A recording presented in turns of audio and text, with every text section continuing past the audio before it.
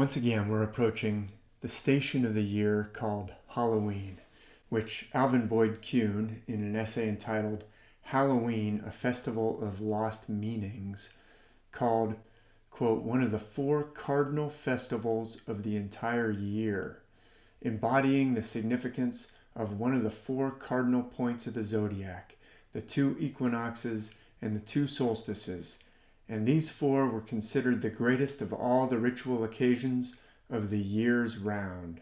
Kuhn argues that Halloween is the significant festival associated with the September equinox, that point at which we cross over from the upper half of the year, having days longer than nights for the northern hemisphere, to the lower half of the year, having nights longer than days. Kuhn explains, and this insight is so important for understanding the ancient esoteric system encoded in the mythology of the world, that this plunge down from the days longer half of the year to the nights longer half of the year signifies the plunge of the fiery spiritual essence entering into physical form and taking on a body made up of the lower elements of earth and water.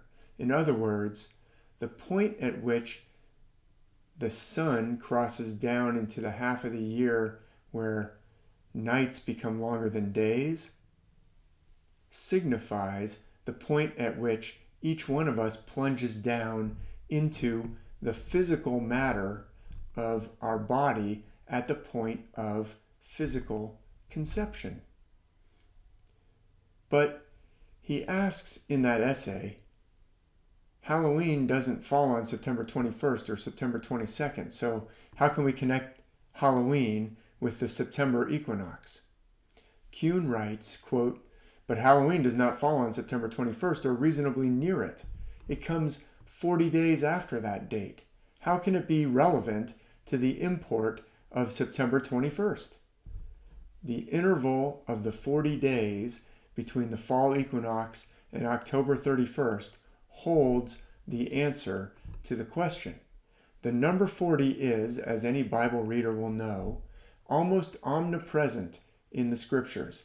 It occurs 64 times in the Old Testament. Along with 7, 10, and 12, it is one of the basic numerological keys to the recondite meaning and the cryptic methodology of Bible writing.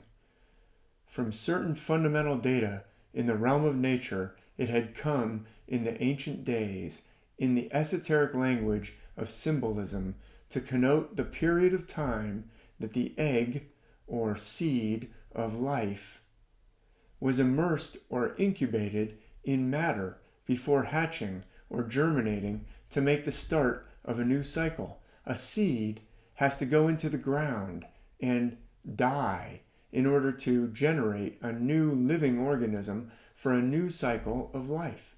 40 days were calculated as the time the wheat grains sown in the waters standing over the fields at the inundation of the Nile River would take to germinate.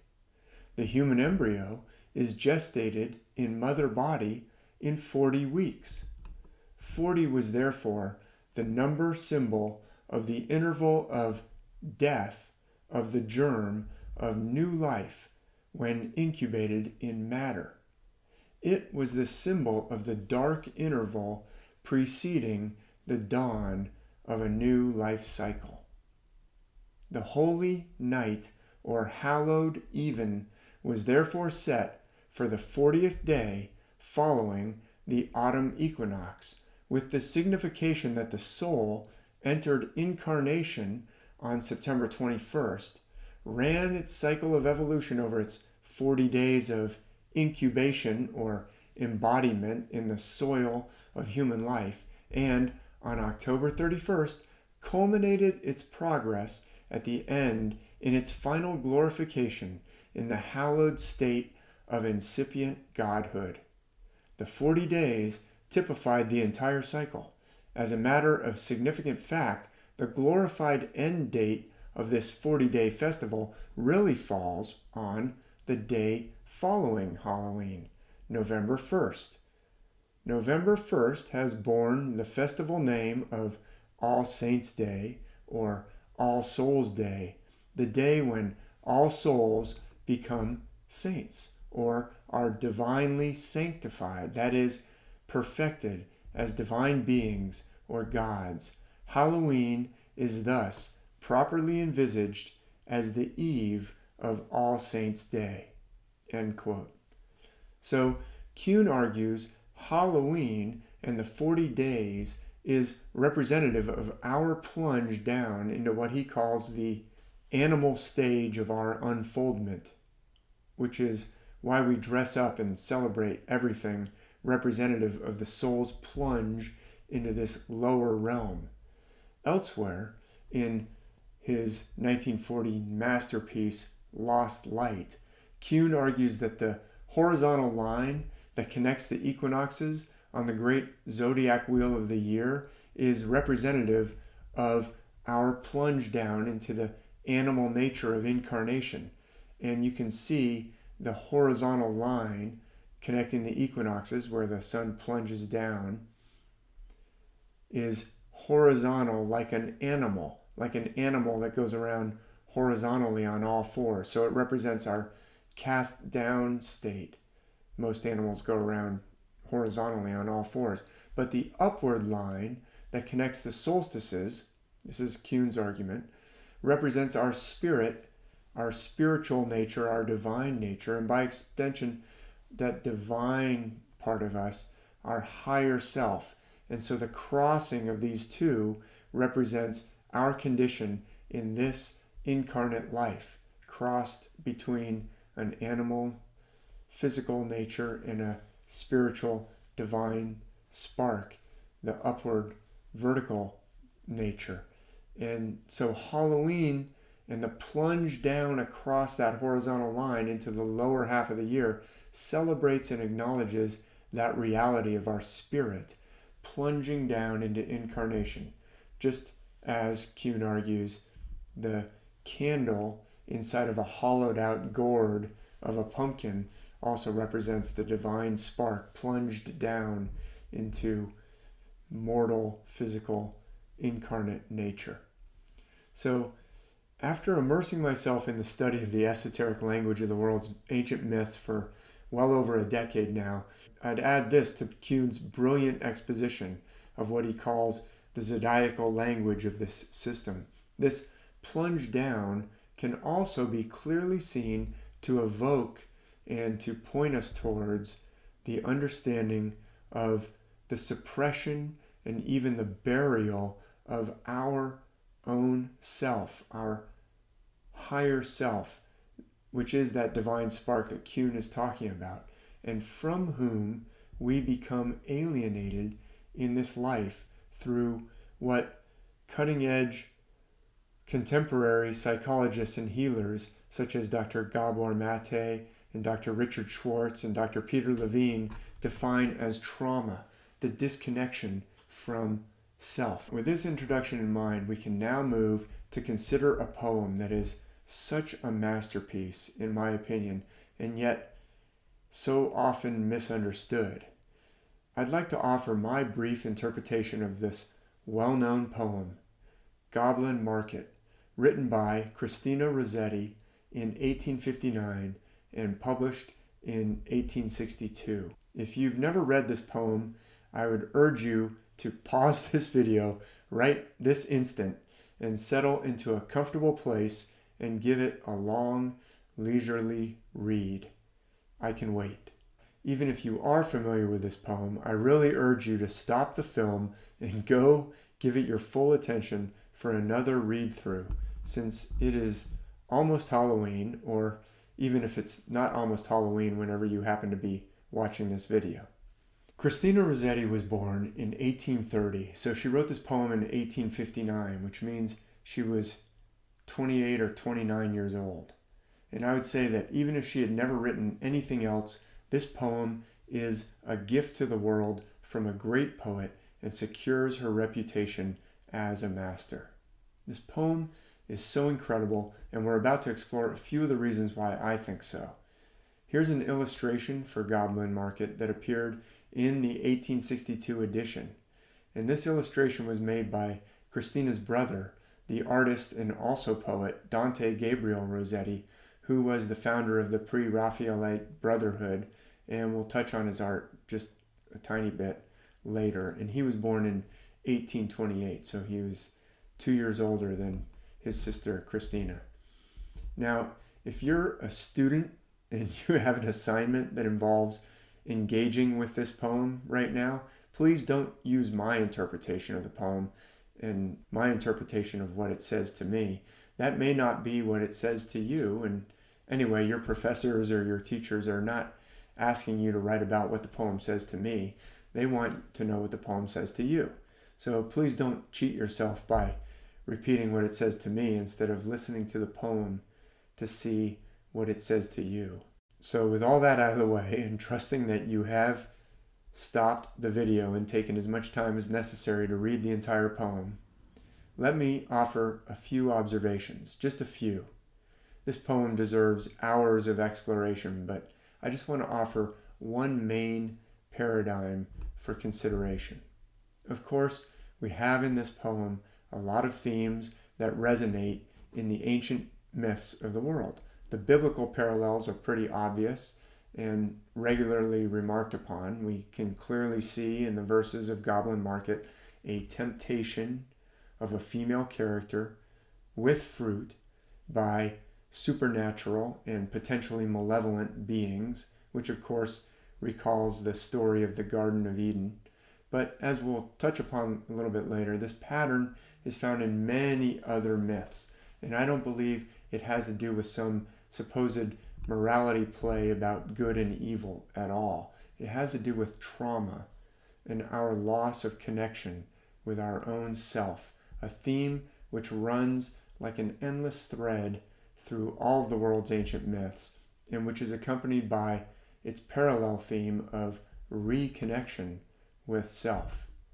So I'd like to suggest that we look at Goblin Market through the lens that I argue should be used when exploring the world's ancient myths. In particular, the idea that the ancient myths are trying to tell us that we're very much prone to trauma and alienation from our own self in this life. Alienation from our higher self, our deeper self, our authentic self, which is actually an idea that we resist or deny or try to suppress, because this separation from self is something that's caused by events that are very painful and about which we develop defense mechanisms which generally try to deny that such a split even happened. I'm not suggesting, of course, that Goblin Market is an ancient myth at all. It was written in 1859. But if we approach it with an important understanding that we learn from the ancient myths, I believe this approach can reveal a very powerful message for us. As I've explained in many different videos and various writings, the ancient myths of the world frequently use a pattern of twins and twinning. We see it in the Gilgamesh cycle, one of the most ancient myth cycles for which we have a written record, in which we meet Gilgamesh and Enkidu, who are constantly being described as very much like twins. Or we also see it in the story of Castor and Polydeuces in the myths of ancient Greece. The name Polydeuces became Pollux in Latin, and today most of us are more familiar with the names Castor and Pollux, but they're basically the same myth. They're twins. Or there's also the hero twins in the sacred stories of the Maya, whose names are Hunahpu and Ishbalanque. And one element of this pattern in many of the twin myths of the world is a descent to the underworld. Often it's one twin going down to the underworld. Sometimes it's both twins going down to the underworld. In the Gilgamesh cycle, Enkidu goes down to the underworld, and Gilgamesh grieves for Enkidu. Or in the story of Castor and Pollux, Castor goes down into the underworld. So in many of these myths, one twin is divine or semi-divine. such as Gilgamesh in the Gilgamesh cycle. He's semi-divine. And the divine twin in many of these stories will go down to share his divine life with the other twin, or the divine twin will go down to rescue the other twin and save the other twin from the realm of death. We also see that in the story of Jesus and Lazarus, even though it isn't usually thought of as a twinning story. And there are actually other important elements of the twin pattern found in other parts of the Jesus cycle of stories. Now, the most important perspective that I can offer on these twin stories is that I am absolutely convinced that this myth pattern is not talking about two different people. The twins in the myth are not two different people. These myths are illustrating something about our own condition in this incarnate life, and we are actually both of the figures in the story. The purpose of these ancient myths is to illustrate our situation in the existence and reality of the higher self, or as I also like to call it, the deeper self, from whom we become alienated, or whom we bury and suppress by the exigencies of this incarnate life, but to whom we always have access, and who's present right here in this physical realm with us, even though we typically don't even know it. So with that perspective in mind, if you've read Goblin Market, and again, if you haven't, please just hit the pause button and read it before I say anything further. I believe you will find a whole new way of looking at the poem that is very different from the usual discussion of, oh, Laura did this, and oh, Lizzie did that, and should we be more like Laura, or should we be more like Lizzie? And I think the poem is saying this Laura, or that Lizzie, or Laura this and Laura that, and Lizzie this and Lizzie that. If you approach this poem the way that I believe we should approach the ancient myths, then you understand that in the paradigm of the myths, Laura and Lizzie are not two different people. And we are already both Laura and Lizzie. We have already accepted the fruit of the goblin merchants, who are consistently described in the poem as having various animal qualities, because we've all of us plunged down into this lower half of the zodiac wheel, the very thing we commemorate on Halloween, as Alvin Boyd Kuhn was explaining.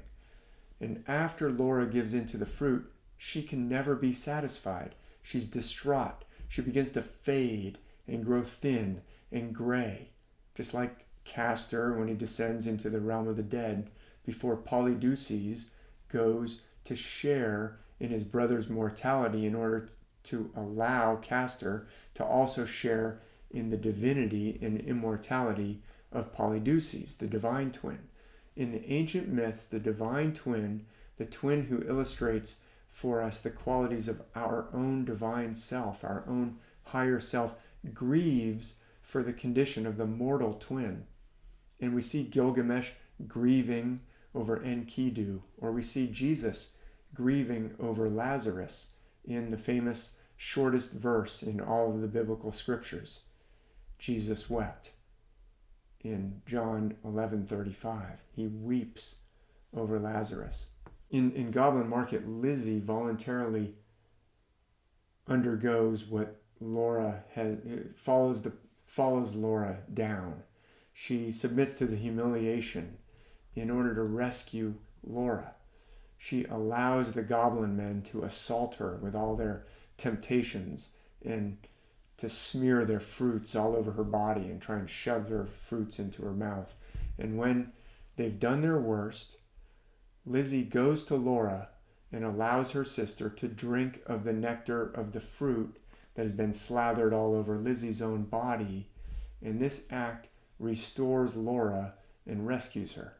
And what I would say that this dramatic conclusion to the poem is dramatizing for us is the fact that what we're really searching for and hungering for in this life is to be reunited with self, with our own deeper self. from whom we become alienated as part of our plunge down into this life in our pursuit of what we think will solve those traumas and satisfy our longing, but which never do. Healers such as Dr. Goblin Market have demonstrated very powerfully that our addictions have their root and origin in trauma and alienation from self. And we can see that very clearly in this poem, in which Laura pines away with longing until she's rescued by Lizzie. It's not a story about whether we should take the path of Laura or should take the path of Lizzie. It's a story about what we're already experiencing in our plunge down into this existence, in our alienation from self, and our longing for reconnection with self. That is the fruit that we're actually craving, if we only knew it. That's what Laura is actually yearning for, and she finally gets it with Lizzie's sacrifice and reconnection and restoration of Laura. And so I'd close by pointing out that this lesson is one that we see dramatized for our understanding over and over and over again in the world's ancient myths. The biblical story of Adam and Eve and the fruit is very much about trauma and disconnection, starting with disconnection from self. But I would suggest that there's an even better mythical parallel that can help shed light on Goblin Market, and that is the ancient Greek myth of Persephone, who went down into the underworld, and there she was tempted to eat of the fruit of the pomegranate tree.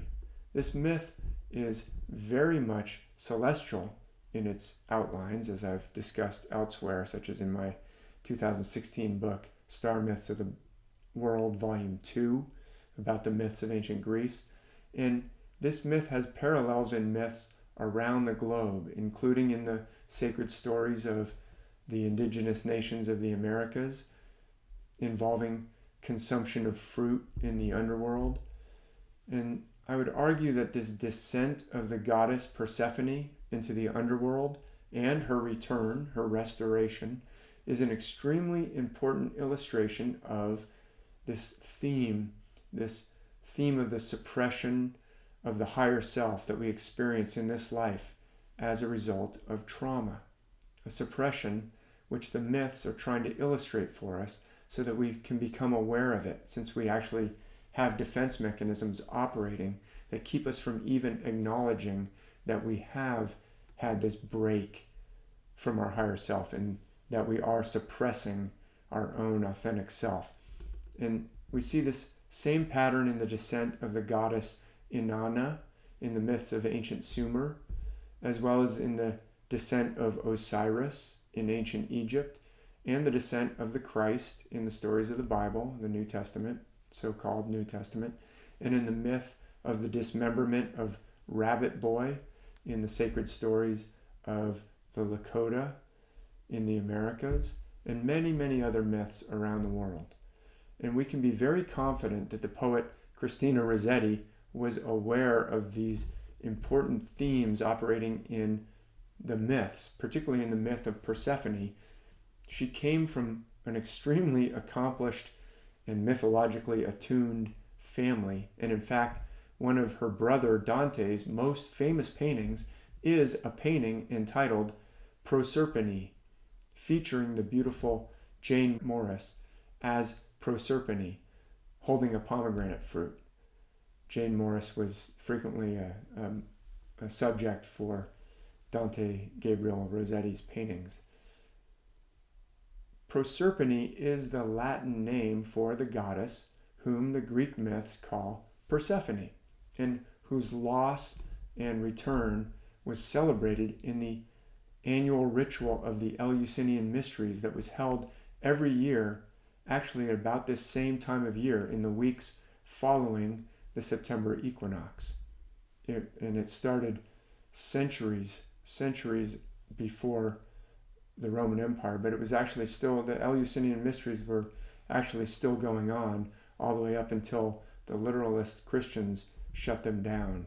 In the story of Persephone, or Proserpine, the beautiful goddess is abducted by the dreaded god of the underworld himself. And Persephone's mother, who is the goddess Demeter, also known to the Latins as the goddess Ceres, immediately begins to search all over the world for the buried goddess, just as the goddess Isis in the myths of ancient Egypt searches all over the world for the god Osiris when he descends to the underworld. So I would suggest to you that these myths are illustrating our own situation. It's not a question of whether or not we choose to eat the fruit. We've already eaten the fruit, so to speak.